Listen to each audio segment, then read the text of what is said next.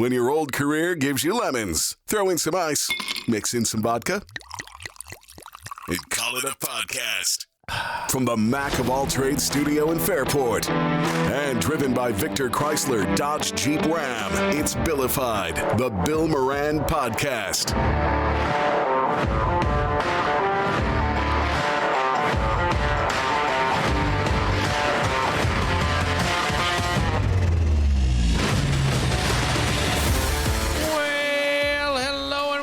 Thank you for getting your pot on. Thanks for telling a friend. That's how we spread the word about the pirate ship.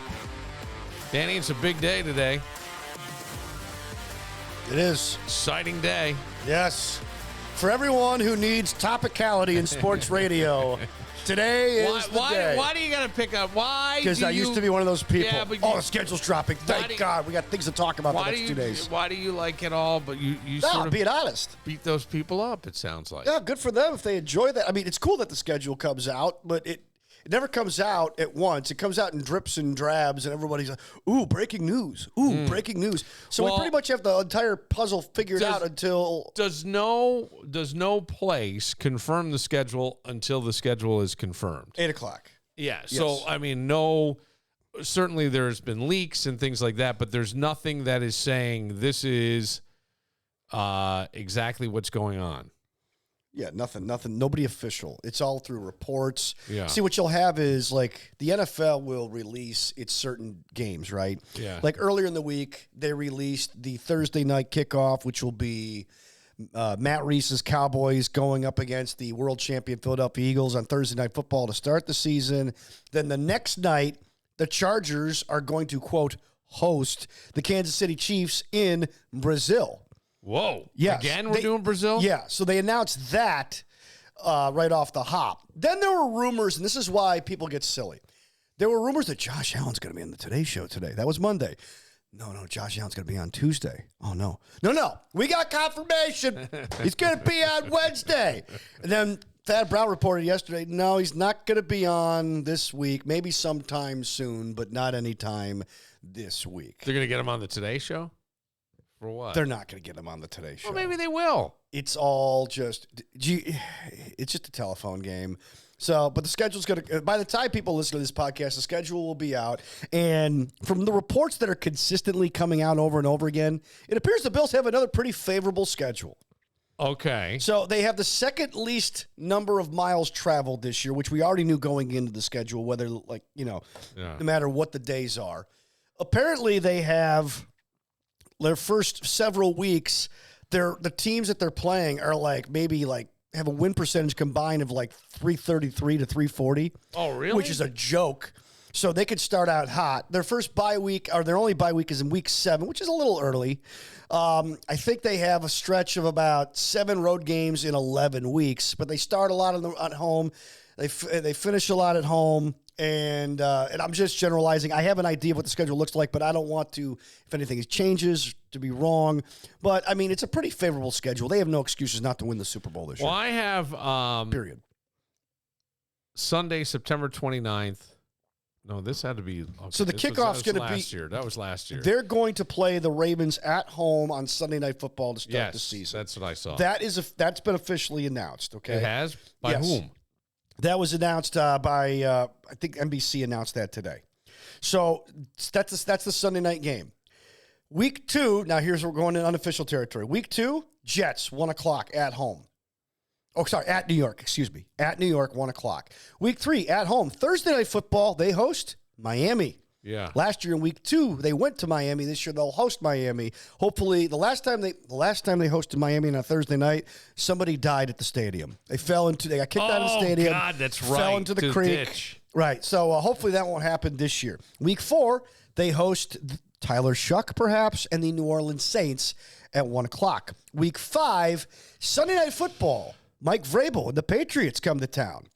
Week 6, the Bills get an extra day to prep for the Atlanta Falcons on the road for Monday Night Football. Then they get 2 weeks off. Then they go to Carolina for a Sunday afternoon at 1 o'clock. Then they host Kansas City on November 2nd at 4:25. That could change, but I doubt that CBS will allow that game to change. That's a national game. Week 10, they go to Miami for a 1 o'clock. Week 11, Tampa Bay at 1 o'clock. Then they have a quick turnaround. Week 12, the week before Thanksgiving, they're at Houston on Thursday Night Football. So that's their only game out of the Eastern time zone. Okay. Isn't that awesome? Yeah. Then they go to Pittsburgh for a 425er. Come back home to host Cincinnati. I thought that would be the opener. It's not. They host Cincinnati at 425 on December 7th. December 14th, they go to New England for a 1 o'clock. December 21st, they go to Cleveland for a 1 o'clock. December 28th, they host the champions Eagles at 425. And then January 4th, week 18, at a time to be determined, they host the Jets in the final regular season game at whatever you want to call it stadium. January 4th? January 4th. Yeah. Okay. I wasn't listening to hardly anything you said. The point is, Bill. No, here's the thing that I had. All 32 teams come out at 8 o'clock. Yeah. Right? Or around there, and they do some kind of pomp and circumstance.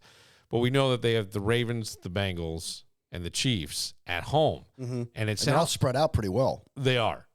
Okay. Yes. That was my question. Yes. So the Bengals or the Ravens are up first. Yep. Sunday night, first game of the season. First game of the season. Kind of and it makes sense because there's a playoff game. Kind of the rematch, right? Yeah. And then we've got what would be the next big game in your opinion? Sunday nighter against the Patriots at home. In week 5, October 5th. The reason is because I think Vrabel's going to turn that team around quickly. Yeah. I think that Drake May is going to be, take that sophomore leap as a quarterback. Yep. I think Kevin's already probably asking Greg for tickets to that one.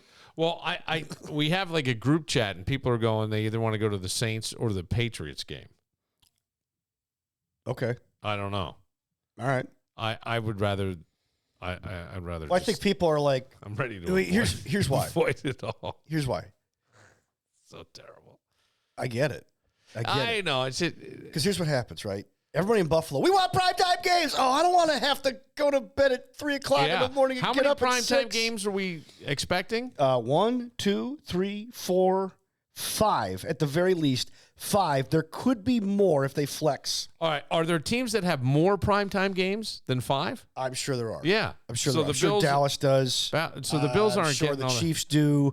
Chiefs are playing Thanksgiving and Christmas this year. Did you see that? Yeah. And they got that Friday game in Brazil. So we've got one of the Bengals in Buffalo. The Bengals are in Buffalo, according to this, December 7th, week 14. That's a 425 game. Okay, the weather could be a factor there. I think that's why people want to go to the New Orleans game for your earlier point, because the Baltimore game's at night, the Miami game's on a Thursday night, New Orleans is 1 o'clock Sunday, and then the New England game's a Sunday nighter, and then how about the Chiefs? The Chiefs game's November 2nd at 425. 425. Yeah. So really, the New Orleans game is the only real the only real 1 o'clock Sunday game at home until week 11, where they play Tampa Bay at home.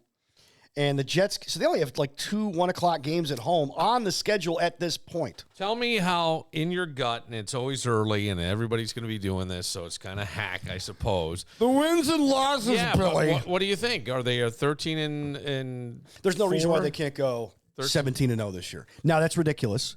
It's ridiculous. Yeah. They're not going to go 17-0, but there's no reason why they can't. Okay. Now, things are going to happen.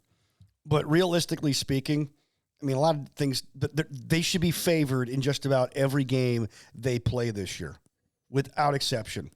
Because the Philadelphia game toward the end of the season, the Cincinnati game in December, the Kansas City game at home in November, and the Baltimore game at home to start the season are all at home. Your toughest opponents are all at home. There's no reason why they shouldn't be favored to win every single game this year unless something happens to beloved number 17. Okay. That's the only reason why they shouldn't be favored in every single game this year. So does that not speak 17-0? I'm not saying they'll go 17-0. I know. It's ridiculous. I hear you. But hey, if there was ever, it here first, if there was ever a chance in Buffalo Bills history. Folks, you heard it here first. That's right.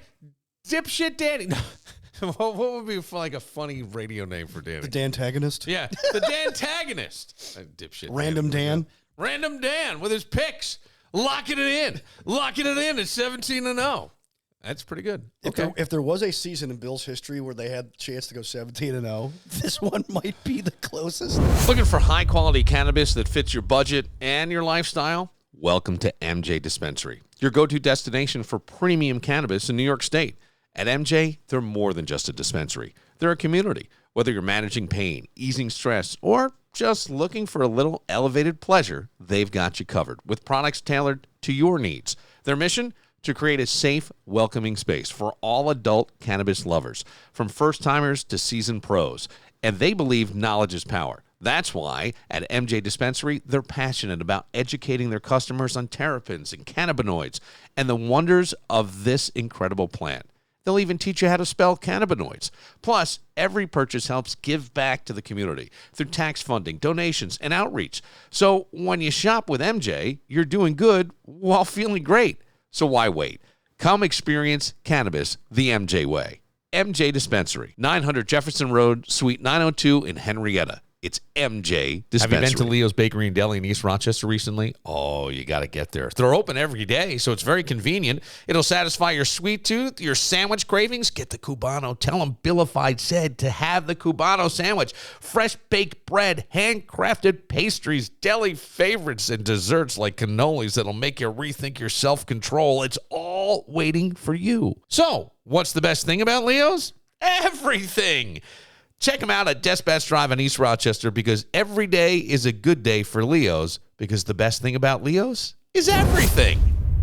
Father Huber has been kind enough to join us again with the Pope. Hello, Father Huber. How are you this evening, sir? Pretty good. How are you today? I'm doing all right. This is kind of an interesting time. I think you heard us as we went to break.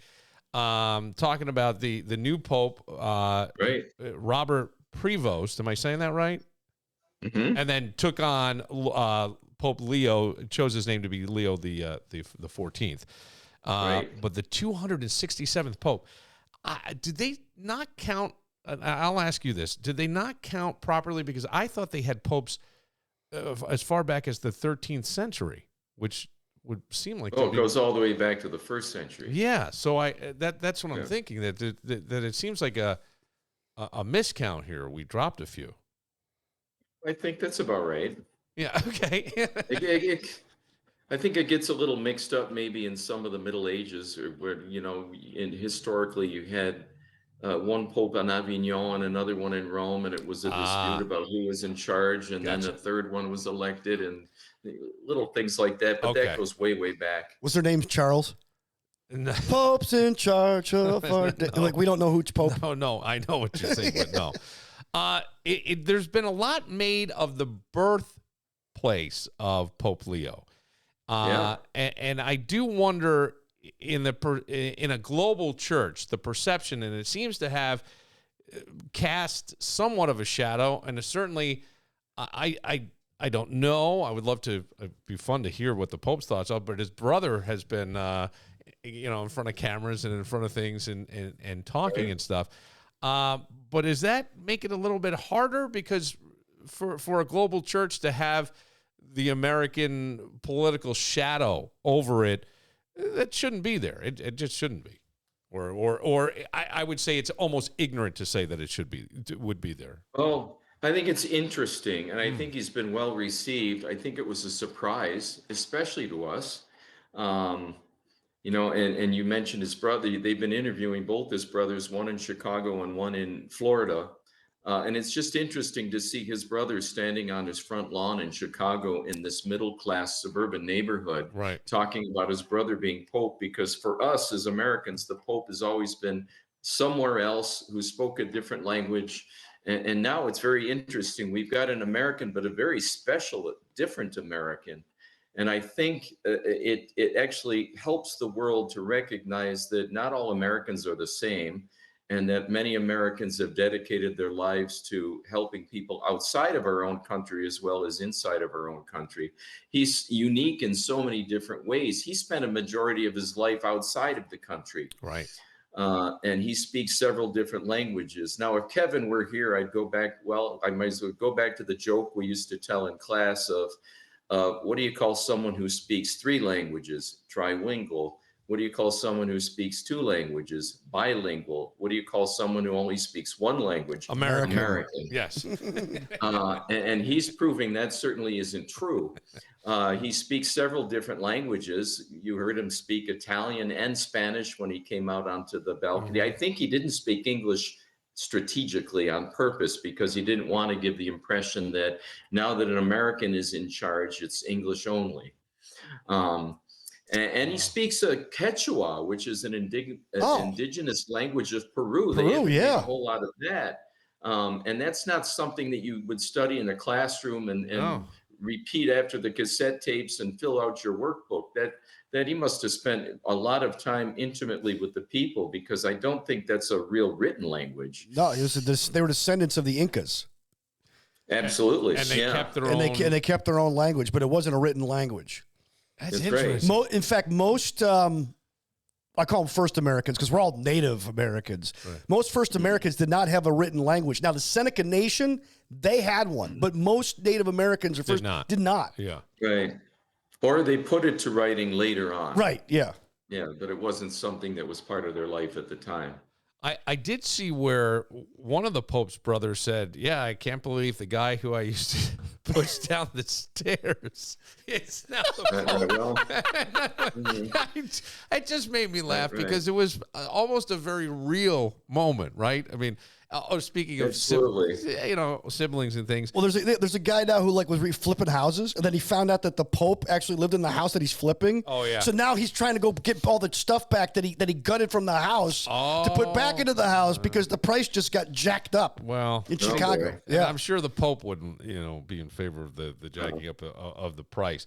But is this dangerous to the framework for understanding the papacy, the idea that American politics overshadow it in any way? And maybe they don't. I mean, I feel like people I hope they don't. Yeah. Yeah, I hope they don't. Well, and unlike our presidents who last 4 years, 8 years at the most, he's there for life. Yeah. He's going to outlive this president and probably the next president and perhaps the president after that. And our politics go back and forth, as do most countries. Right. We reset ourselves on a regular basis. But it's great though. His American history, just as American history, never mind his history outside the country, I think is incredible. They discovered he's got Creole grandparents. His grandfather's name, Joseph Martinez, was either born in Haiti or the Dominican Republic, which are on the same island, so they're not quite sure. And his grandmother, born in Louisiana, who had French ancestors. In a sense, it's a very typical Southern American family, at least on his mom's side, one of mixed heritages, like so many of our sisters and brothers in Louisiana. And so he's got, a very interesting tapestry within his own family, within his own heritage.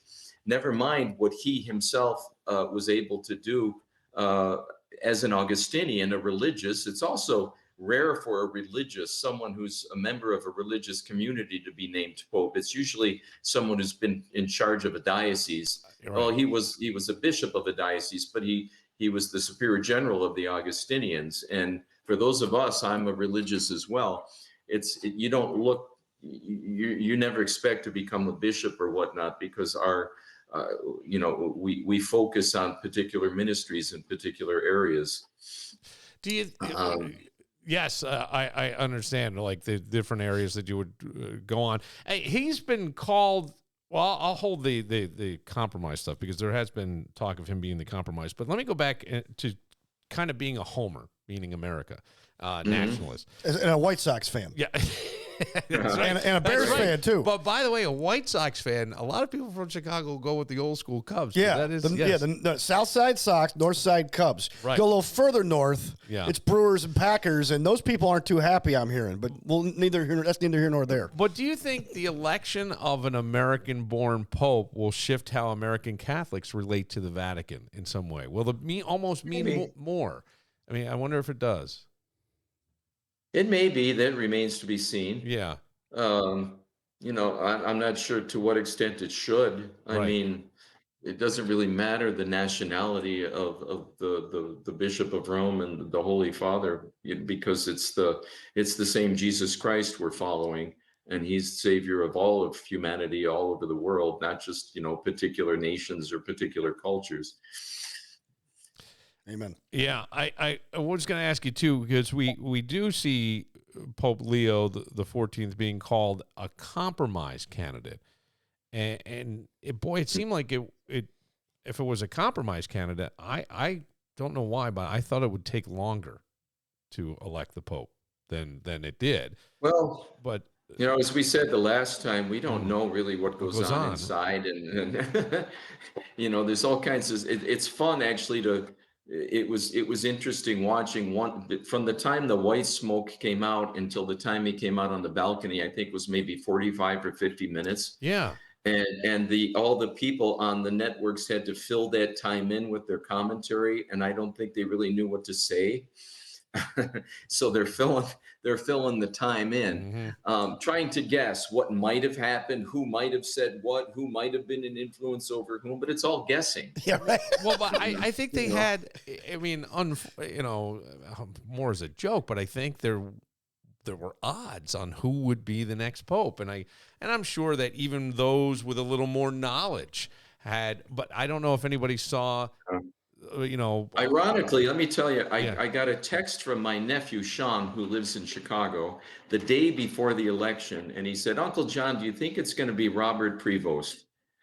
And I answered him, I said, I had to look him up, first of all, because I don't think most Americans knew who he was, because he's not been a bishop of any city in the United States. He's been outside the country. I had to look him up, and once I saw he was American, I texted my nephew back and said, "No, I don't think so. He's an American." And lo and behold, the next day, I texted him back. I said, "Sean, you were right." How did he know? The only person I heard that predicted this was my nephew. Ready to ride into summer with unbeatable deals? Then buckle up and head to Victor Chrysler Dodge Jeep Ram on Route 96 in Victor, where the cars are hot and the deals are even hotter. You can drive off in a brand new 2024 Dodge Hornet RT for just $199 a month for 36 months. That's right, just $199.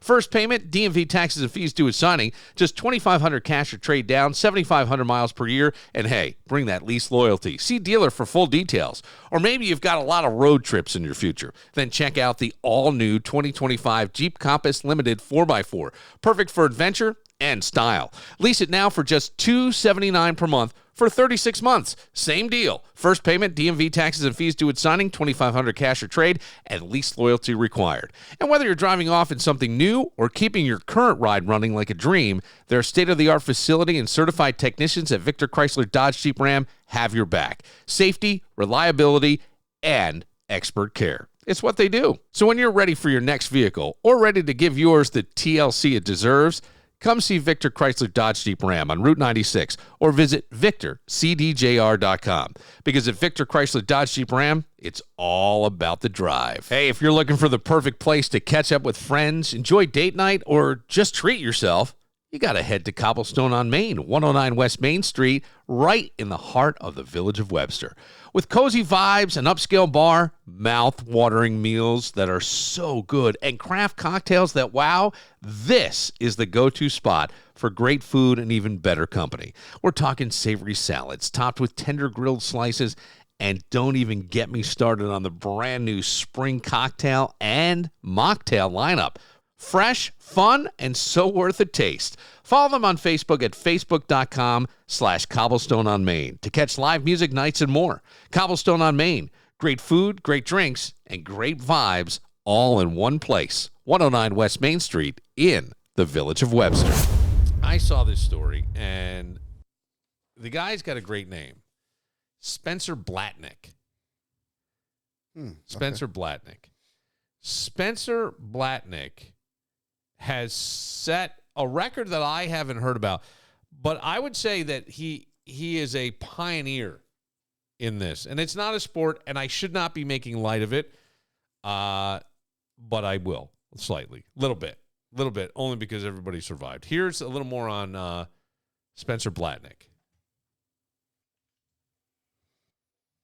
This is body cam video of Norwalk police stopping a vehicle on Whittlesey Avenue in Norwalk around 1 a.m. May 2nd. Okay. 1 o'clock in the morning, May 2nd, Ohio. And do you have your license on you? Good. Ma'am? Yeah. What? Video What? Ma'am? What? So the ma'am is the police She's officer. a police officer. Very good, Dan. He's the driver. He's the driver. Okay. showed the officer ask for a license and registration, which the driver was unable to produce. How many drinks have you had tonight? Ma'am? How many drinks have you had tonight? Okay, how many drinks have you had tonight? Now, just to give you a little background, because I don't know that it gets mentioned. This guy thought he was doing great, I'm sure. No, I'm not, because Ma'am. they got him doing 15 in a 25. Then again in a 35, but he sped up, he got to the speed limit, and then dropped that back down to 15. Playing it safe. Well, look, he knew there was a 5 in the number. Well, it's like that scene in Black Sheep. How fast do you think you were going? I'd say 65 times 7 miles an hour. And usually when I pull people over, they pull onto the shoulder. Yeah. I'm getting a pretty strong smell of alcohol coming. No, I think somebody's spilled some beer in my car. Okay, did you hear that? I think somebody what in my car? Here. How many drinks have you had tonight? Because I'm getting a pretty strong smell of alcohol coming. No, I think somebody's spilled some beer in my car. Spilled some beer in my car. Yeah, I think somebody spilled some beer in my car. That ain't me. They came over. They did dumped it. She in. kind of noticed a vehicle driving that was in front of her. Was a pretty slow rate of speed is what initially caught her attention. Then when it stopped at an intersection, pulled kind of way too far in towards that intersection. According to Chief Scott Dahlgren with Norwalk. Now look, we're He's left. pulled up in the middle. Yes. Like the Yes. stop sign's behind him. Yes. Right. He was waiting for it to turn green and he started to go. Wait, it's the stop sign. Now, we're laughing at this. Recently had a conversation with someone who said they believe that anybody arrested for DWI, in Ohio it's called OVI, operating vehicle intoxicated. Okay. Operating vehicle while intoxicated. Yeah. They Or believe... Avi. So were you intoxicated? Avi. The person said they believe anybody who is arrested for drunk driving should be charged with attempted murder. I disagree with that. I kind of think do that's too. a little extreme. It is, but that's what this person... you shouldn't drink and drive, but attempted murder means I intentionally attempted to murder somebody. Yes. Well, we all know the laws. We know the worst that could happen, and you're Right. behind a vehicle. But anyway, I continue with Mr. Blatnick. Great name. Spencer Blatnick. I'm getting Blatnick tonight. Police. The van was registered to 75-year-old Spencer Blatnick of Sandusky, who was driving on a suspended license. Ooh, It hang is on. showing that you are suspended. Yes, ma'am. Okay. You know that? Yes, ma'am. Body cam video showed Blatnick that's- tell the officer. That's a thing, though. You may not know that you're driving with a suspended license. That could be a lot of things. That could be. A lapsed insurance payment. Like, Yep. let's say you have a credit card, Yep. right? Unpaid parking tickets. That remember? Oh, no, I remember, I have it on Danny. tape somewhere. Did I get yelled at? No, you didn't get yelled at. No, I think I did. Oh, you went and brought these tickets to the office, and they threw like 2 of them out for like bad handwriting, but the other 16 you had to respond I had to. respond to, yeah. And then we go back to get the car unlocked, and the general manager of the radio stations walks by. Instead of doing something about, oh, that's too bad. She was such I'm gonna get back on my phone now and go to the office and pretend I'm talking to somebody, so I don't have to talk to anybody. And that's true, Suman. That is true. I was there. I saw it. Oh, all right, here we go. He didn't think he had anything to drink that night. He didn't think he had anything to do with that. I don't think so. Maybe he's got dementia. I don't know. Well, My grandmother, hold on, yeah, called her on Mother's Day. yeah. Said, hey, I heard Mom came and saw you today, and the aunts. Oh, no, they're too busy for me. My mother sends me a picture. No, this is us 3 hours ago playing cards with your grandmother. You can see she's on oxygen. Yeah. I'm like, okay, so her faculties aren't all there. She's 98. Yeah. Right. You're not looking at my finger. Yeah, I am. No, you're not. You got to follow it with your eyes. She attempted to do some field sobriety testing. However, he ultimately did not cooperate with that. Blatnick was arrested for OVI and taken to the police station. Abby. That's when officers learned this wasn't his first OVI. Okay. Now, Danny. Wouldn't that say something on the license if it's been suspended? Maybe. Wouldn't they tell you that? Like your credit card, if it's been declined, you know when you run it. I don't know. Danny. Yes. Let's play the game. Oh. We're going to play Blatnick. Hey, everybody. It's the new game. Raging coast to coast called Blatnick. Let me guess. We got to get as close to his BAC. No. Without going over. No. You have to get as close to how many Avies has Spencer Blatnick had. By the way, that's a beer in Canada.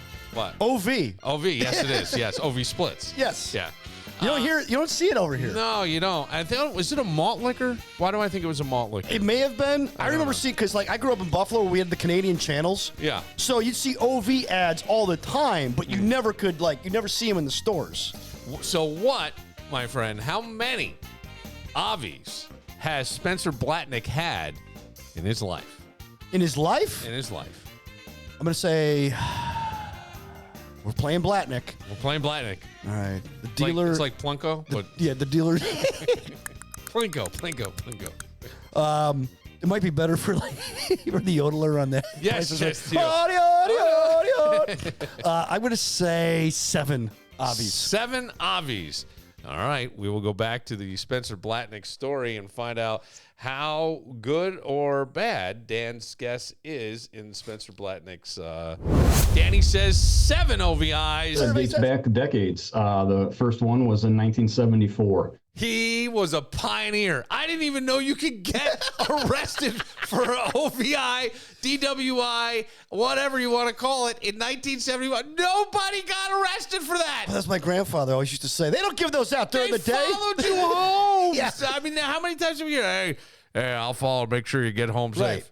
So it starts in the 70s. There's a couple in the 70s. There's multiple in the 80s, multiple in the 90s. Wow. And then kind of in the 2000s and 2010s, it drifted off. Blatnick faces multiple charges, including his 20th OVI, which is now a felony due to his previous OVI conviction. Almost 3 It's disturbing. times, buddy. Almost 3, right? We're out You here, guessed we try and 7. It protect, was we almost 3 times serve more our than that. public.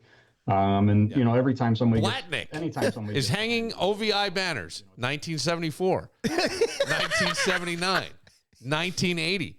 Matter of fact, that was a double banner season, 1980 again, 1982, 1982 again, 1983, 1984, 1984 again, 1988, 1988 again, and back-to-back 1989. Few years off, comes back in the early 90s, 1993, back-to-back with 1994, 1999, 02, 09, 2012, and went, I think, the longest run without a DWI or OVI till 2025. Holy cow. Yeah. He's like the Yankees of Yes. OVIs. Yes. And we laugh at this, and we shouldn't laugh at it, but it does raise like a lot of questions. Like, for me. what is going on in Ohio? I mean, that this guy's able to get into a car. at this point, a license suspension is more like not a punishment. A suggestion. Yes. It's a polite suggestion. Listen, we don't think you should drive, Mr. man. Blatnick. I mean, come on, buddy. Ever feel like you're getting more legal advice than a judge on TV?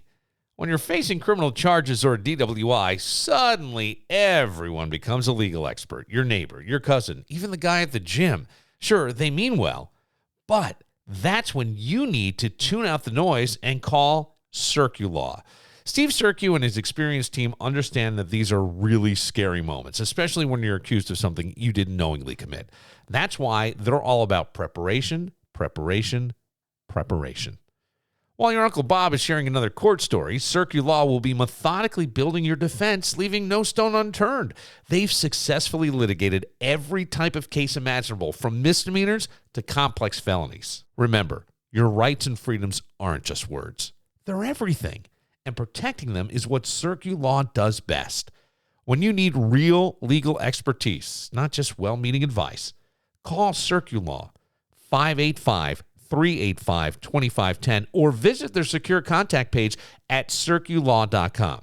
CircuLaw, because your rights and freedoms deserve more than just good intentions. Take this from Billified. Stop getting your legal advice from social media.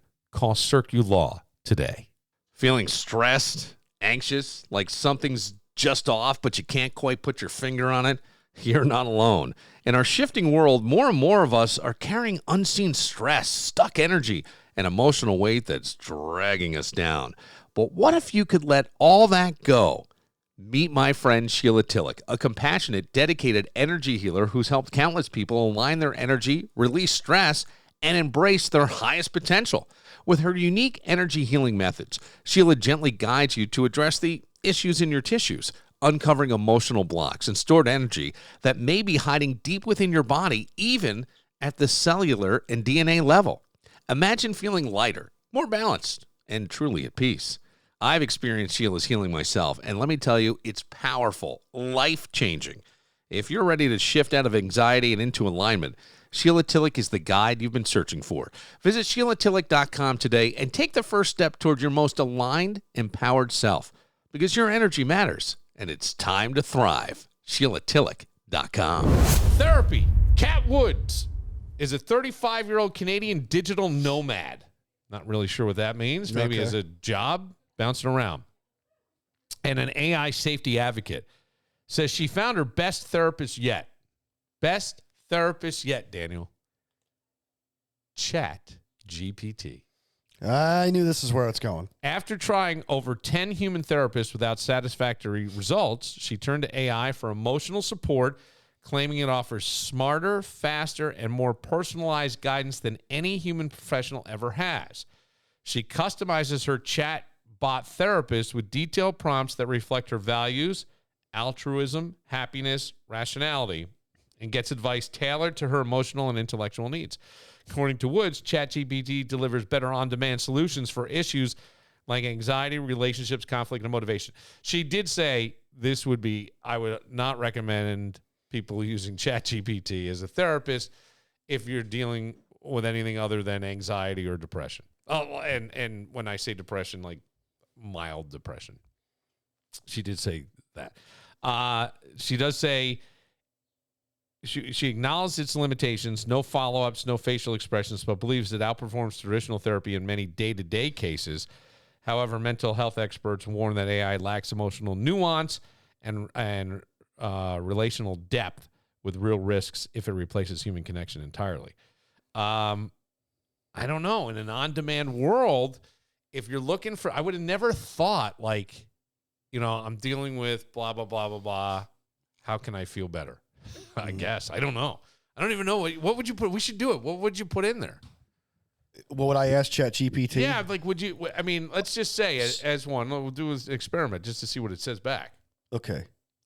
Because when you explore how AI is reshaping access to mental health support, it is instant. It is 24/7. And it's free.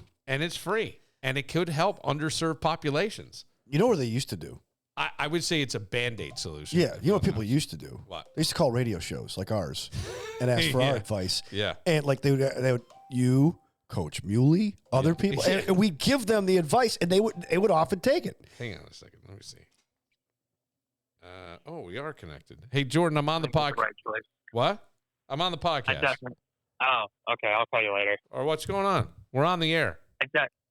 We're on the air? Yeah. Hey, I can't pal. say anything now. Why? Because I can't say anything. You can't? No, not if it's on air. All right. Okay. Then I'll call you back when I'm done. Let's just say I'm glad I made the right choice. Well, I don't know what that is, but I'm thinking I do. Yeah. Okay. All right. I'll talk to you later. All right. Bye-bye. I'm glad Jordan's made the right choice. I've been praying for you. I've been praying for you and your family. Thank you. Yeah. ChatGPT helps. Do you want Danny praying, or do you want ChatGPT to give you an answer? Yeah, let's do a poll. Let's do a poll. Yeah, so we should have people bring their problems to us. I would say ChatGPT is a Band-Aid. I'm not sure that because I'll tell you what, like, I've gone through a couple different therapists. There was a guy I really liked. I've gone, when I was married to a therapist, not a fan of that one. The guy was pretty good, but yeah. Now I'm seeing somebody, and what I kind of like is when they'll say, I've been there. And you know what I mean? Isn't there something about that? The connection, Isn't there something the about experience. like I've been, there's a but phrase. exactly where you are. Right. Like I got some fucked up shit. Mm-hmm. Like I don't even talk about, it has nothing to do with my kid, nothing. And for you, that's saying something. Yeah, I know. Okay? Imagine what we have talked about. I can only imagine what we haven't talked about. I can't talk. Okay? But you have to. I had a friend recently call me and ask my advice on a certain thing, and I actually went through the same situation as him. Okay, and so we were able to talk through that. Yeah. And I'm due to call him back and say, okay, so how did that work out, right? Tony Robbins said the reason he got into what he does is because he got addicted to the feeling of helping people figure out their problems. But you can only do that with a personal connection. Yeah. When you're doing it with ChatGPT, okay, if you're doing that with Bard or whatever AI is out there, now you're putting your actual thoughts and concerns out into the internet. Well, see, this is the thing. That can and will be held against you at some point, because now that GPT is going to create a character out of you or a template of you as a personality. It's like this online therapy and stuff. Well, it's private, it's secure. Yeah, for now, until somebody hacks into it. Right, that's one that I would say is absolutely a concern, right? There are people who are already writing articles or posting things that go, things I would never write into ChatGPT, and here's why. And I only read the headline, but I'm assuming it's talking much along the lines as you are. This woman has come back to say that she thinks credentials are overrated in therapy. Okay. I can't say that data mining and going through that, but I'm not sure that lived experience can be different, because how many times, what's the phrase? It's easier said than done. Yes. Easier said than done. So, or we can't follow our own advice. Right. So you get the ChatGPT tells you something. Can you put that into action? Right. Or can you have someone go, you know what? I did do this and it did work for me. Mm-hmm. I'm not saying it's going to work for you, but it is possible to get out of this. I'm living proof. Mm-hmm. That's way more motivating. Right. And it's almost like in a way, if you're stranded out on the ocean. Yeah. Now you see a beam of light that's circling around from the lighthouse. You know that land's not far. The other thing too is when you're dealing with an actual psychologist or a therapist or a pastor or somebody who is in a position where they can offer help, like somebody on this podcast perhaps who's been through something. You see, and they're usually local, and so they have a network of people that they help who've been through similar issues, right? So there's a pattern that they can recognize that can help you with. A lot of these YouTubers out there, they do this they call bro science, right? Hey, it worked for me. Yeah. Well, here's the problem, though. And even my acupuncturist told me this. Daniil, she said, everybody's different. Yes. So what works for Dan is not going to necessarily work for Bill. No. But if you get a pool of people, if you're a psychologist, a pastor who've gone through similar stuff, and you've advised them, and you know what works and what doesn't, and you have a better odds of getting better help by going to somebody who's seen a group of people versus ChatGPT, which has no feelings. It's just programmed based on the programmer. Give me something. I'm trying to think of something. We don't have to do anything personal. Okay. But what would be like a scenario that somebody, let's go. Here's one. Just got broken up with, feel completely lost. Feel like reaching back out to the person. I'm angry. I'm emotional. How should I handle this? Okay. Is that I would, no matter what age. All right, hang on a second. I'm going to write this in. I just got you answer while I type. No matter what age, walk away. It's not worth it. If they really love you for who you are, they'll come back.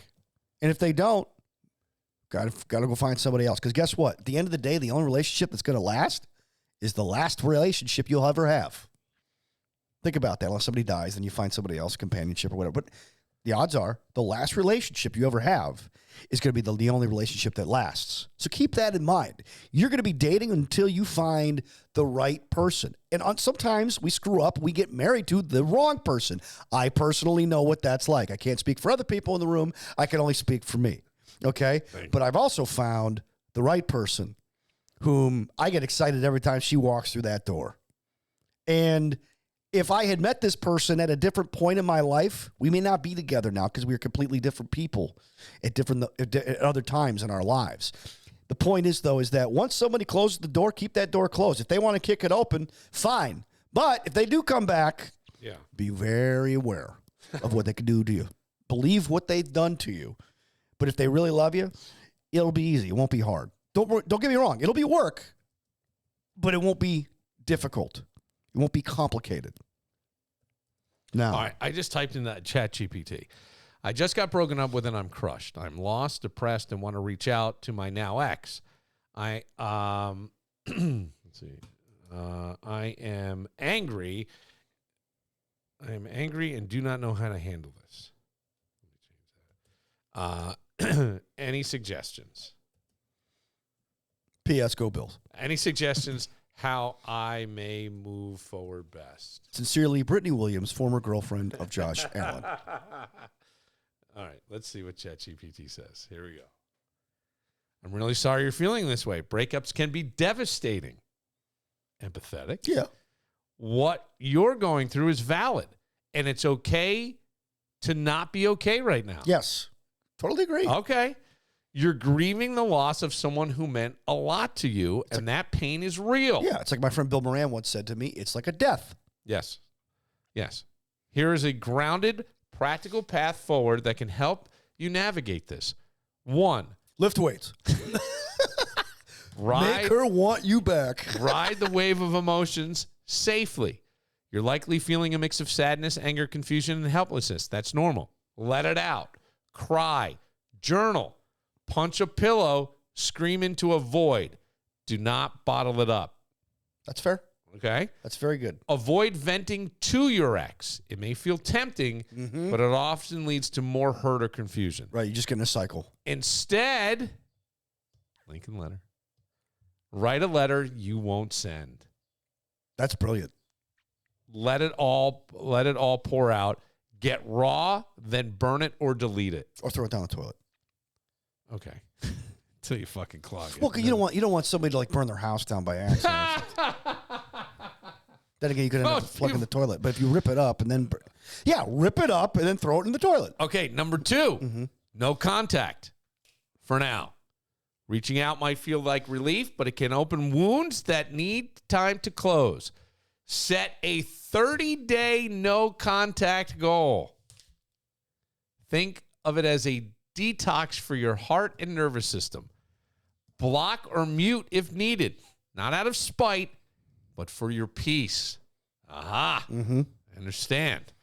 Every time you feel the urge to text, write what you want to say in a private note.